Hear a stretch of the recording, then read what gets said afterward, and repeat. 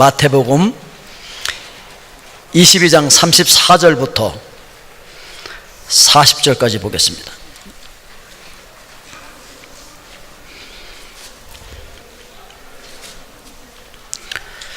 마태복음 22장 34절부터 교독합니다. 예수께서 사두개인들로 대답할 수 없게 하셨다 함을 바리새인들이 듣고 모였는데 예수를 시험하여 묻되 선생님, 율법 중에서 어느 계명이 크니까?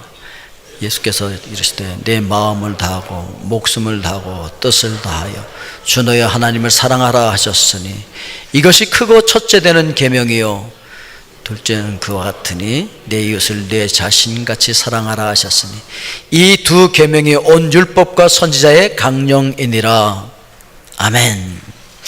다시 한번 기도합시다. 사랑의 아버지 하나님, 존귀하신 말씀을 저희들 교독하였습니다. 성령께서 말씀과 함께 각 심령 속에 역사하여 주시옵소서.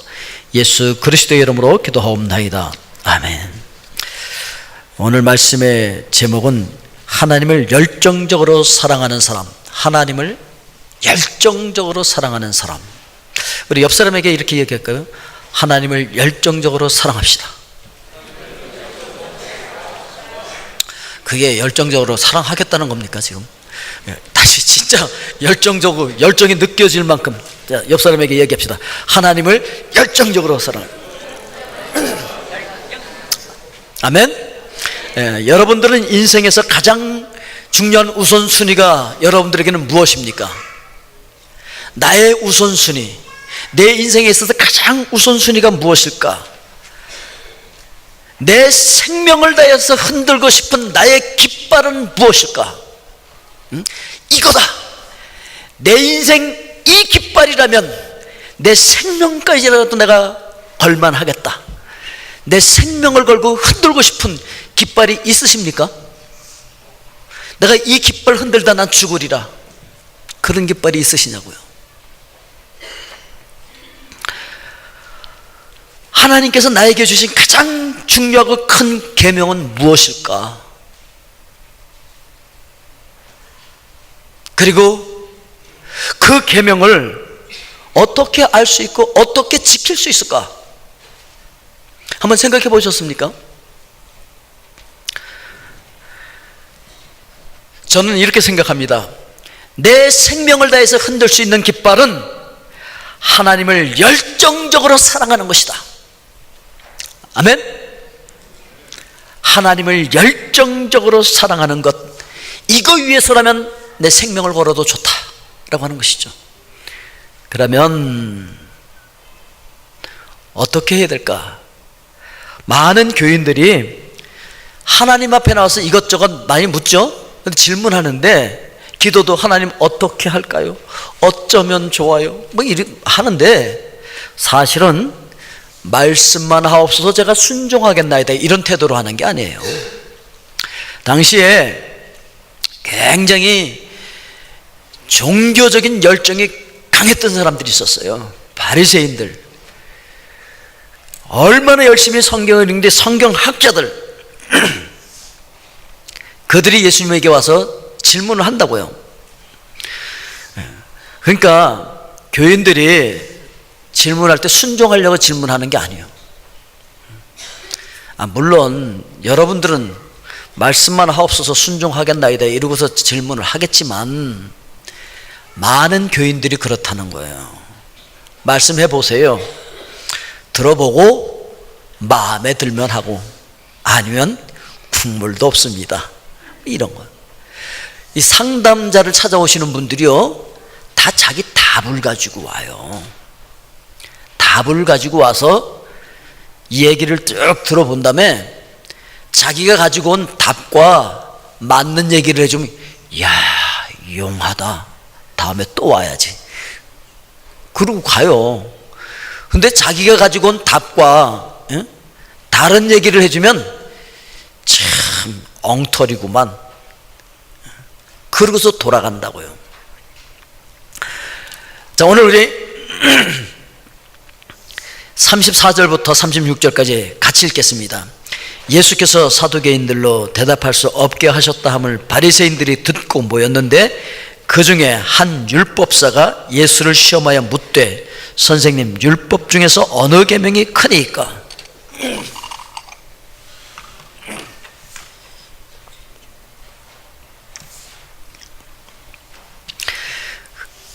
그러니까 오늘 여기 이 바리새인도 예수님이 말씀해 주시는 대로 순종하겠다라고 해서 나온 게 아니었다고요. 아니, 그보다도 예수님을 시험해서 예수님을 어떻게 공격할까, 그런 생각을 가지고 나왔던 거죠. 그 당시에 이 바리새인들 사이에서는 어떤 계명이 크지? 이게 논란이 심했던 거예요. 왜냐하면 성경 말씀에 있는 그 계명들을 전부 뽑아갖고서 몇 개로 만들어놨냐면은 613개 조항을 만들어놨는데, 아니 세상에 613개 조항을 이걸 어떻게 다 지킨단 말입니까? 아니 다 외우기도 힘들겠네. 그게 뭐뭐 있는지도 모르겠네. 에? 뭘 하고 살아야 될지도 모르겠네. 그러니까 야, 이거 다 너무 어렵다. 그래갖고 가장 크고 중요하다고 생각하는 것만 248개 조를 뽑아냈어요. 그리고 나머지 365조는 좀 덜 중요한 것, 이렇게 취급을 하고 있었다고요. 그러면서 이게 큰 거니 저거 큰 거니 자기들끼리는 그러고 싸우고 있었던 거지. 네 예수님한테 갖고 나가서 한번 물어봐야지. 아니 진짜 알고 싶어서 그런 게 아니에요. 공격하려고 그런 거지. 자, 그런데 자, 두 번째 우리가 생각할 수 있는 것은 하나님의 은혜를 경험한 사람들에게는요, 모든 게 다 중요한 거예요. 뭐 큰 것 따로 있고 작은 것 따로 있지 않아요. 하나님의 은혜를 경험해 보면 하나님의 계명이 그렇게 다 중요할 수가 없어요. 그렇게 큰 계명일 수가 없다는 거예요. 다 중요한 줄로 믿습니다. 예. 그래서 우리 37절부터 40절까지 같이 한번 읽어보겠습니다. 예수께서 이르시되 내 마음을 다하고 목숨을 다하고 뜻을 다하여 주 너의 하나님을 사랑하라 하셨으니 이것이 크고 첫째 되는 계명이요 둘째도 그와 같으니 내 이웃을 내 자신과 같이 사랑하라 하셨으니 이 두 계명이 온 율법과 선지자의 강령이니라. 예. 그래서 둘 다 성경을 전체 요약하면 이 두 가지가 된다. 근데 둘 다 중요하다라고 하는 것을 이야기하고 있는 거예요. 그래서 마가복음 12장 31절에서는 이렇게 말씀하고 있어요. 우리 같이 읽습니다. 둘째는 이것이니 내 이웃을 내 자신과 같이 사랑하라 하신 것이라. 이보다 더 큰 계명이 없느니라. 그러니까 이 하나님의 계명은요 다 큰 거예요. 어떤 것도 작은 것이 없어. 자, 저게 하늘로 쫙 연결되어 있는 계단이 있는데 저 계단들 중에서 어떤 것이 여러분들은 가장 중요하다고 생각하십니까? 그렇게 묻는 게 잘못이죠. 다 중요한 거죠. 저게 다 중요하다고. 저 중에서 어느 하나만 빠져도 난리 나는 거예요. 다 중요해요. 근데 또 이거 아십니까 여러분? 하나 지킬 수 있는 사람은 다 지킬 수 있고 하나 못 지키는 다 못 지키는 거예요. 10계명 중에서 나 외에 다른 신을 두지 말라, 이거 지키면 다 지킬 수 있는 거고 이거 못 지키면 다 못 지키는 거예요. 내 이웃을 탐내지 말라, 이웃의 것을 탐내지 말라 라고 하는 말씀을 지킬 수 있는 사람이라면 1계명부터 다 지킬 수 있는 것이고 그거 못 지키면 다 못 지키는 거라는 것이죠. 다 연결되어 있는 거예요.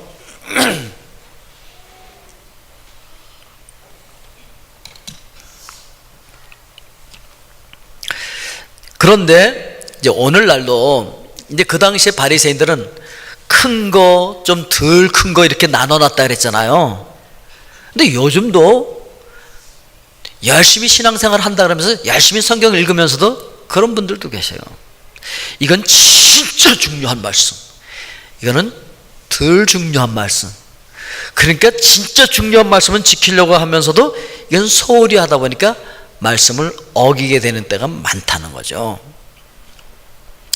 저는 될 수 있으면 성경을 읽으면서 줄을 안 치려고 해요. 근데 습관이 돼서 자꾸 이제 치게 되는데 치면 제가 성경을 또 바꿔요. 될 수 있으면 성경에 줄 안 치려고 해요. 왜냐하면 줄 친 것만 자꾸 보게 되거든요. 이렇게 보다 보면. 그 말씀만 중요한 게 아니거든요. 성경 말씀 다 중요한 거예요. 그래서 우리가 내 나름대로 이 말씀은 중요한 것, 이건 덜 중요한 것, 이건 진짜 별표 3개 이렇게 해놓는다는 것은 뭘 얘기하냐면 자기중심적인 삶을 살고 있다는 거예요. 내 중심의 삶이 되어져서 하나님 중심의 삶을 살지 않는다는 것이죠. 근데 내 중심의 삶을 살면 어떤 문제가 있는 줄 아십니까, 여러분? 그거는요, 내가 주인이 된다는 거예요. 입술로는 물론 주여 그러죠. 우리 주여 그러면서 기도합시다. 우리 주여 삼창 합시다. 저도 이 어릴 때부터 습관이 돼서 주여 삼창 잘하는데, 사실 이 주여 삼창이 일제 잔재에서 온 거라 그래요. 그래서 거기서부터 와서 만세 삼창부터 시작해서 거기서 다 그 연결돼서 주여 삼창으로 됐다는데, 그걸 떠나서 또 어떤 분들은 성부 성자 성령의 이름으로 주여 3번 부른다. 또 어떤 분들은 그 다니엘서를 가지고서 주여 삼창을 이야기하기도 하는데, 다 좋아요. 다 좋은데 뭐가 문제냐면 입술로는 주여 그런다는 거죠. 주여가 뭡니까? 주여가, 예?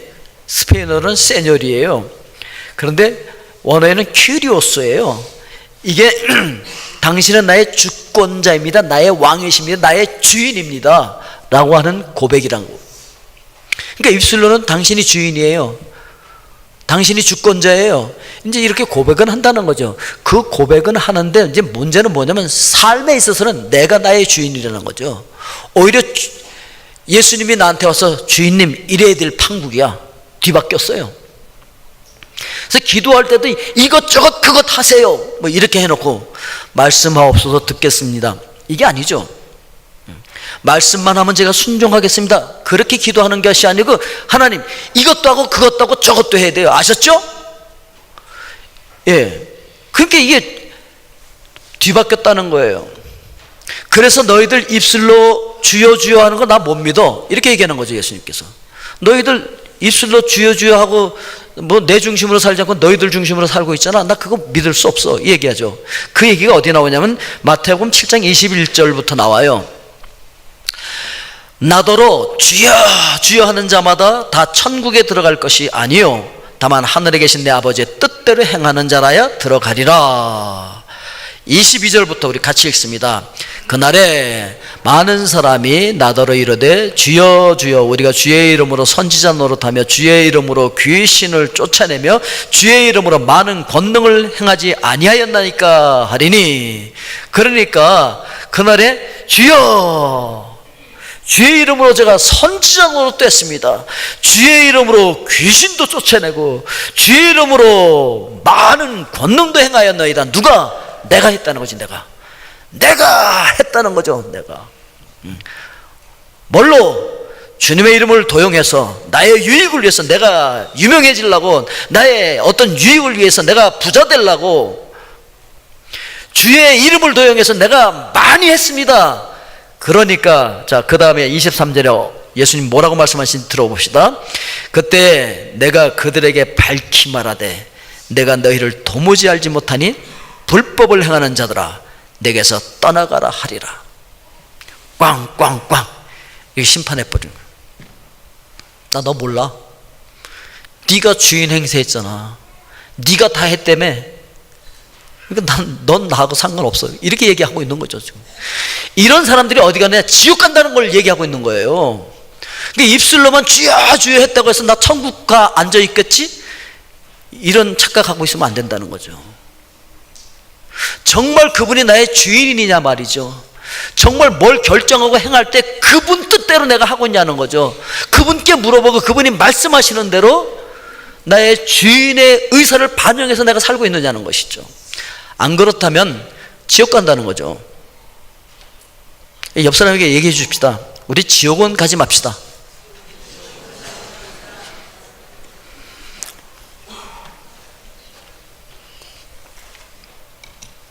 주님이 진짜 나의 주님이어야 내가 천국 간다는 거예요. 입술로만 주님 그래놓고 내 삶은 몽땅 내 마음대로 살았으면 주님과 상관없는 삶이라는 거죠. 그 분을 우리가 주님이라고 부른다면 그 주님께로부터 온 그 모든 말씀은 크고 크고 귀중한 것들인 줄로 믿습니다. 그러면 어떻게 그 모든 말씀을 순종할 수 있을 것인가? 그건 세 번째, 하나님을 사랑하면 모든 계명을 순종할 수 있게 되어진다는 것이죠. 하나님을 사랑하면 돼요. 근데 어떤 사람들은요, 사랑이 뭐예요? 물어보니까 감정이 느껴져요. 뭐 이래. 감정이 느껴지면 사랑이라고 생각을 하는 것이죠. 어떤 사람은 함께 있는 게 얼마나 좋은지 모르겠어요. 그래서 사랑해요. 뭐 이제 이렇게 이야기하기도 하고, 어떤 분들은 그분이 주는 기쁨과 즐거움이 그래서 저는 사랑이라고 생각해요. 뭐 이러고, 어떤 분들은 하여튼 뭔가를 받기 때문에, 뭘 느끼기 때문에 사랑이라고 이야기를 하는데, 여러분, 이런 것들은요, 내가 기대했던 것이 충족되지 않으면 금방 상처가 돼버려. 그래서 상처받았다는 사람들 대부분 보면 사랑하던 사람들이야. 또 사랑해야 할 사람들이 서로 상처를 받았다고 그냥 울고불고 난리예요. 기대했던 것들이 충족이 되지 않으니까. 그래서 시간과 공간의 제약 때문에 중단되기도 해. 그래서 이런 말도 있잖아요. 몸이 멀어지면 마음도 멀어진다. 사랑하는데 몸 좀 멀어졌다고 마음이 멀어지면 되겠어요? 근데 실제로 인간들이 기초를 하고 있는 그 사랑이라는 것이 몸이 멀어지면 마음도 멀어지더라는 거지. 그러니까 그런 것들은 진짜 사랑이 아니더라는 것이죠. 그래서 사람들이 하는 그런 사랑은 실패를 전제로 시작하는 거라는 거죠. 그래가지고서 당신 없이면 죽어요 뭐 이러고서 그냥 불타는 사랑을 가지고 그냥 결혼을 하고, 그 다음부터 내 일생일대의 실수가 이 사람을 만난 거다 뭐 이딴 소리를 하게 되고 그런 거죠. 실패를 전제로 시작하는 게 우리가 생각하는 그 사랑이라는 그 감정이라니까요. 그런데 참된 사랑이라고 하는 것은 이 세상으로부터 오는 것이 아닌 것이죠. 하나님께로부터 오는 것이죠. 자, 우리 7절 같이 읽겠습니다. 사랑하는 자들아, 우리가 서로 사랑하자. 사랑은 하나님께 속한 것이니 사랑하는 자마다 하나님으로부터 나서 하나님을 알고. 그러니까 사랑은 하나님께 속한 거기 때문에 하나님께로부터 나와야 되고 하나님께 배워야 되는 거예요. 자, 8절 같이 읽습니다. 사랑하지 아니하는 자는 하나님을 알지 못하나니 이는 하나님은 사랑이심이라. 자, 9절. 하나님의 사랑이 우리에게 이렇게 나타난 바 되었으니 하나님이 자기 독생자를 세상에 보내심은 그로 말미암아 우리를 살리려 하심이라. 아멘. 우리가 잘 알고 있는 요한복음 3장 16절도 같이 읽어보겠습니다. 하나님이 세상을 이처럼 사랑하사 독생자를 주셨으니 이는 그를 믿는 자마다 멸망하지 아니하고 영생을 얻게 하려 하심이라. 아멘. 그러니까 하나님께서 나를 그렇게 사랑해 주셨다는 거예요. 이 땅에 오신 이유도, 죄인을 찾아가신 이유도, 병든 자에게 손을 얹어서 고쳐주신 이유도 다 우리를 사랑하시기 때문에 그렇게 하셨다라고 이야기를 하고 있는 것입니다. 로마서 5장 8절 말씀 우리 같이 읽겠습니다. 우리가 아직 죄인 되었을 때에 그리스도께서 우리를 위하여 죽으심으로 하나님께서 우리에게 대한 자기의 사랑을 확증하셨느니라. 우리가 언제 사랑해 주셨다고요? 죄인일 때.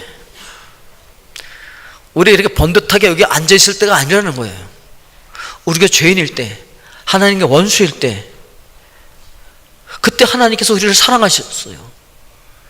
그때부터 하나님께서 사랑하시기로 하셨기 때문에 하나님의 사랑은 절대 실패하지 않는 거예요. 우리가 착한 일을 했기 때문에 사랑하고 나쁜 일을 했기 때문에 미워하고 아니라는 것이죠. 하나님은 우리가 죄인일 때 벌써 사랑을 시작하셨어요. 그래서 하나님의 사랑은 실패하지 않아요. 우리가 죄를 짓고 있어도 하나님의 사랑이 실패하지 않습니다.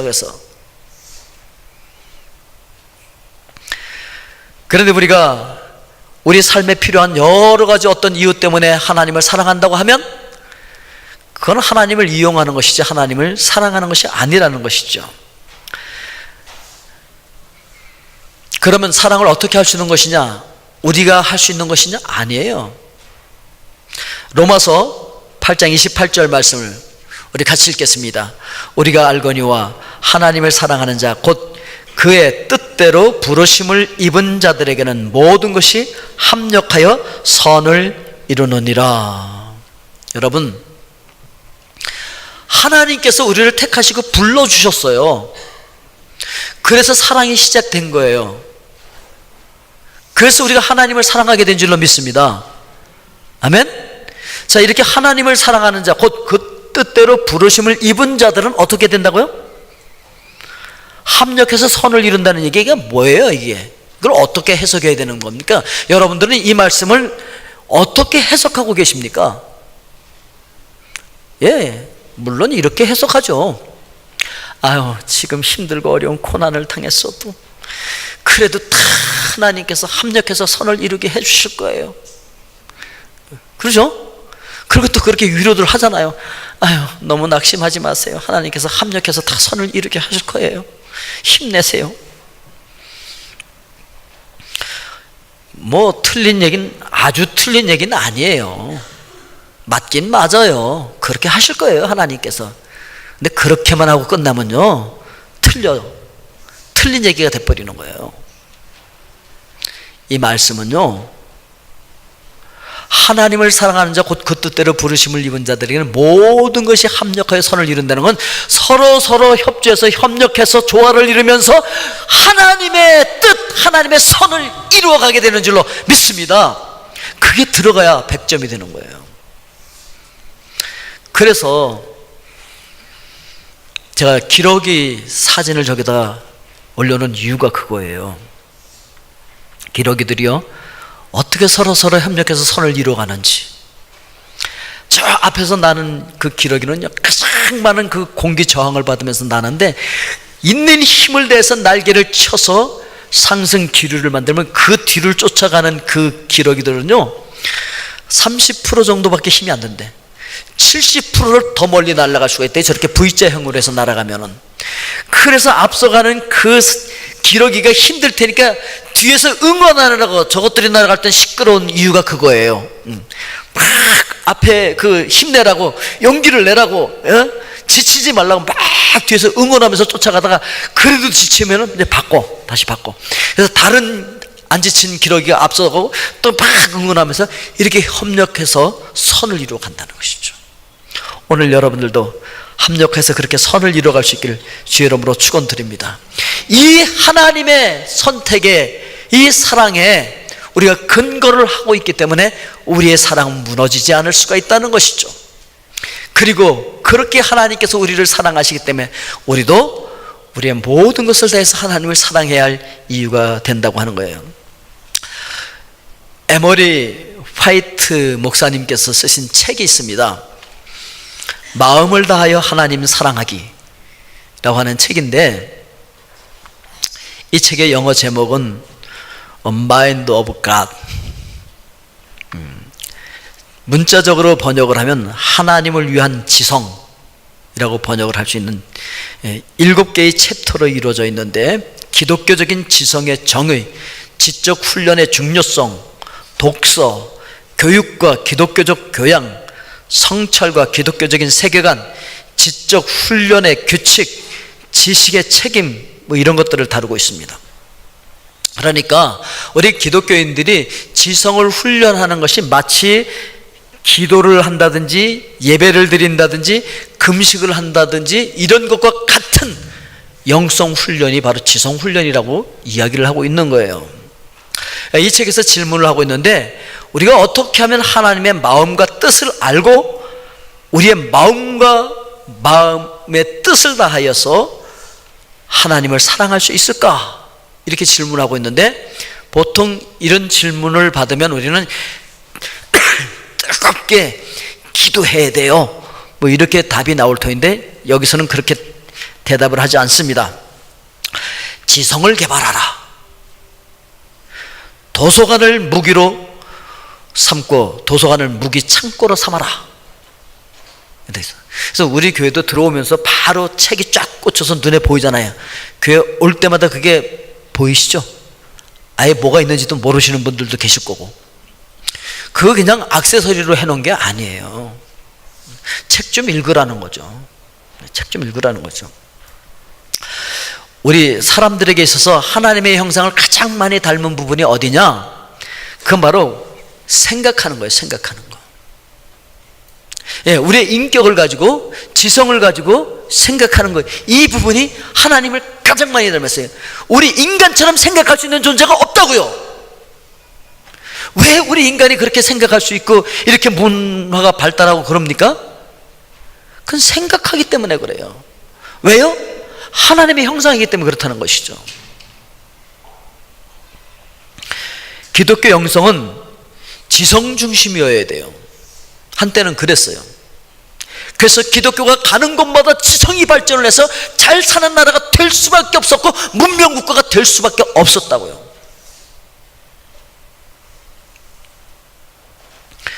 에머리 화이트 목사님이 우리 지성을 발전시키라고 그렇게 권면하는 이유가 뭐라고 생각하십니까?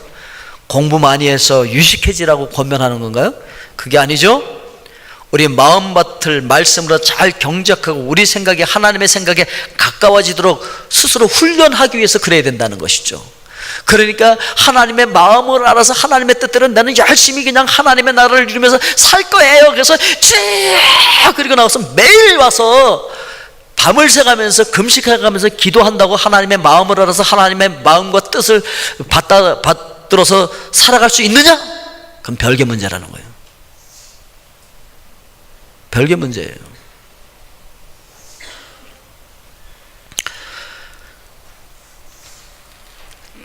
그 통계 낸 거 보니까 교인들이 책을 많이 안 읽는다고 통계가 나와 있더라고요. 그럼 주로 읽는 책이 어떤 책이냐? 뭐 방언, 신유, 영적인 체험, 성공 사례, 이런 부류의 책들은 좋아하고 좀 읽는데 뭐 지성을 개발시키고 뭐 이것과 상관되면 안 읽어요. 그래서요, 옛날에는 기독교 지성이 앞서갔는데 요즘은요 세상의 지성을 기독교가 못 따라가 막 그게 욕먹는 거예요. 그래서 지금 우리가 가지고 있는 그 지성을 가지고 세상의 지성과 맞닥뜨려서 진화론에 대해서 여러분 토론해갖고 이길 수 있습니까? 뉴 에이지와 같이 대항해서 이길 수 있습니까? 동성애자들과 만나서 성경적으로 무조건 목소리 크게 해서 이기는 거 말고 논리적으로 여러분 학문적으로 학술적으로 이길 수 있습니까? 그럴 수 있는 지성이 있습니까? 이단들과 만나서 이론적으로 논리적으로 싸워서 이길 수 있습니까?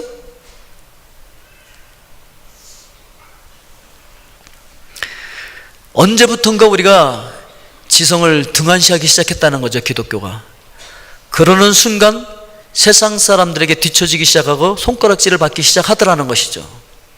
여러분, 기독교가 지성의 종교라는 증거 중에 하나가 뭔지 아십니까? 하나님 당신이 당신을 계시하시는 방법을 책에다 기록해서 우리에게 준 거예요.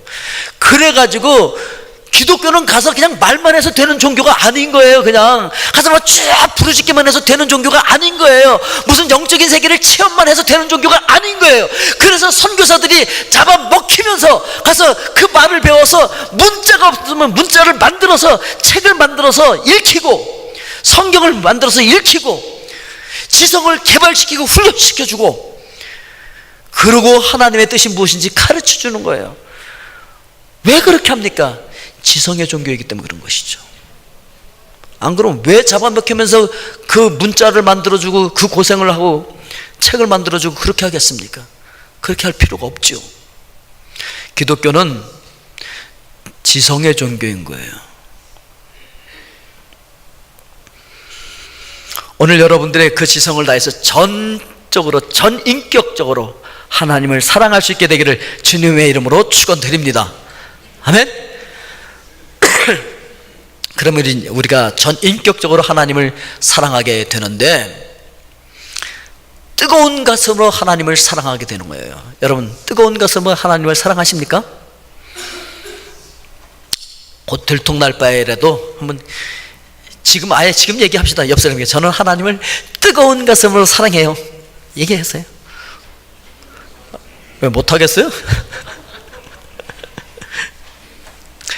마음을 다하고.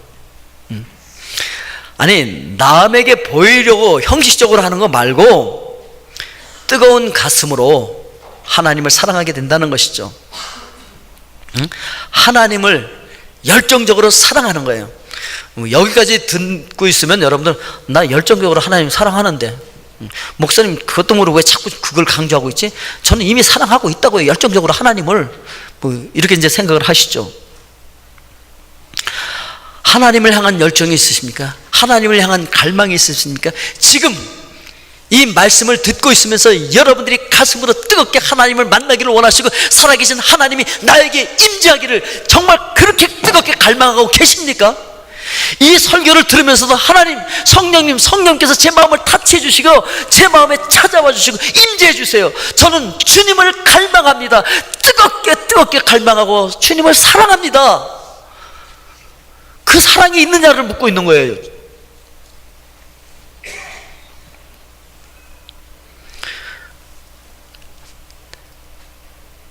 이 학생들에게, 이렇게 학생들을 가르치다 보면요, 이렇게 남녀 학생들 모여서 이제 뭐 활동할 때 이렇게 보면요, 사랑하는 애들은 금방 알아요. 저것들 연애하는구나. 금방 아는 이유가 뭔지 아십니까? 감출 수가 없어요. 눈빛에서 드러나고, 말투에서 드러나고, 행동에서 드러나. 그래서 아는 거예요. 하나님을 뜨겁게 사랑하고 갈망하고 있다? 말할 필요가 없어요. 옆에 있는 사람이 알게 돼 있다는 것이죠. 하나님 뜨겁게 사랑하는지 알 수 있어요. 저 사람은 정말 하나님을 향한 사랑에 열정이 있는 사람이야. 여러분을 보는 누가 그렇게 얘기해 준다는 거죠. 물론 열정적으로 사역을 해서 새벽부터 나와서 밤늦게까지 열심히 사역을 하고 열심히 선교를 하고 그런 모습으로 하나님을 열정적으로 뜨겁게 사랑하는구나, 이걸 또 알 수 있지만, 그런데 그거 다 못 믿어요. 그걸로 100% 믿을 수 없는 이유가 뭐냐면은, 어떤 사람은 하나님을 뜨겁게 사랑해서 그럴 수도 있지만, 어떤 사람은 자기의 야망이나 욕망을 위해서 다른 사람들에게 인정받기 위해서 그럴 수도 있기 때문에, 그래서 그렇게 보여지는 거 말고 그거 얘기하는 거 아니에요. 그러니까 하나님의 존재에 대해서 정말 하나님을 갈망하냐 말이죠. 아니, 교회에 목숨 걸고 일하는 사람들은 많아요. 그게 아니고 하나님을 사랑하는데 목숨을 걸고 있느냐는 거죠. 그렇게 뜨겁게 열망하고 사랑하고 있느냐라고 하는 걸 묻는 거예요. 그럼 그건 어떻게 할 수 있느냐? 스스로 한번 이렇게 생각해 보면 돼요. 내가 정말 하나님을 뜨겁게 사랑하고 있는가? 그거는 내가 예수 그리스도를 인격적으로 만나기 이전에 그렇게 좋아했던 세상의 모든 죄, 그게 지금은 꼴도 보기 싫어야 돼. 그게 싫어야 돼. 아예 하나님은 죄는 미워하시기 때문에 그게 미워야 돼요. 하나님은 의를 사랑하세요. 그러니까 하나님께서 좋아하시는 그 의가 이제는 사랑스러워야 돼. 그게 좋아야 돼. 죄는 믿고 의는 사랑스럽다고 한다면 나는 하나님을 사랑하기 시작한 거예요. 하나님을 사랑하는 그 마음이 내 속에서부터 불타기 시작한 거예요. 이전까지 즐기던 그 모든 세상의 낙이 이젠 싫어 아예. 그리고 하나님께서 원하시는 의, 이게 좋아지기 시작하는 거예요. 이게 하나님을 사랑하는 거예요. 물론 지적인 동의를 할 수는 있지요. 맞아, 그렇게 살아야 돼. 근데 그걸 얘기하는 게 아니에요. 동의를 얘기하는 게 아니에요. 이게 현실이냐는 거예요. 현실이냐. 실제로 내가 그걸 미워하고 실제로 하나님의 의를 내가 좋아서 따르고 있느냐, 이게 내 지금 현실이냐, 이게 지금 현실이 내가 하나님을 사랑하는 그 뜨거운 가슴이 있느냐라고 하는 것이죠.